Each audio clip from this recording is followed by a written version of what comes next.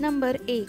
कडुलिंबाच्या वासाने फक्त झुरळेच नाही तर किडे सुद्धा लांब पळतात। यासाठी कडुलिंबाच्या तेलात कापूस बुडवून ज्या ठिकाणी झुरळे दिसतात त्या ठिकाणी ठेवा। याशिवाय तुम्ही कडुलिंबाची पावडर पाण्यात मिसळून स्प्रे बॉटल भरून फवारणी करू शकता। हे दोन्ही उपाय झुरळांना घालवण्यासाठी प्रभावी आहेत। नंबर 2. तमालपत्राचा वापर आपण स्वयंपाकात पदार्थांची चव वाढवण्यासाठी करतो। सगळ्यात आधी या पानांची पावडर तयार करा आणि अशा ठिकाणी ठेवा जिथे झुरळांचा वावर खूप जास्त आहे। दुसरा उपाय म्हणजे तमालपत्र पाण्यात उकळून घ्या आणि स्प्रे बॉटलमध्ये भरून फवारणी करा। नंबर 3. घरात झुरळं खूप जास्त झाली तर ते रोखण्यासाठी पेपरमिंट पुदिना तेलही फायदेशीर आहे। हे तेल पाण्यात मिसळून जागोजागी फवारणी करा।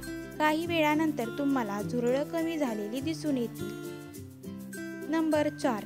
झुरळांपासून मुक्ती मिळवण्यासाठी बोरिक पावडर हा देखील अतिशय प्रभावी उपाय आहे। यासाठी बोरिक ॲसिड, पीठ आणि साखर समान प्रमाणामध्ये घेऊन त्याचा एक गोळा बनवा। या गोळ्यांचे छोटे छोटे गोळे तयार करून ट्रॉली, फ्रीज, कपाट यांच्या खाली ठेवून द्या। या गोळ्या खाल्ल्यानंतर झुरळं यातील बोरिक ॲसिडमुळे मरतील। मात्र घरात लहान मुले असतील तर विशेष काळजी घ्या। नंबर 5. ज्या ठिकाणी झुरळं आहेत तिथे तुम्ही काही लवंगा पसरून ठेवा। लवंगेच्या वासाने झुरळं गायब होतील।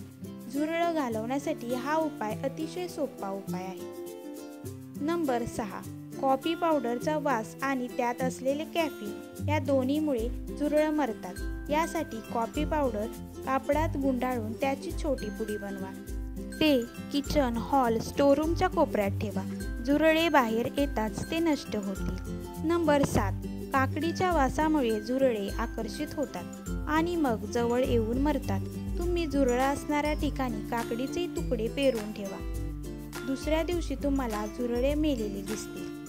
नंबर 8. काळी मिरीचा वापर देखील झुरळं मारण्यासाठी करू शकता।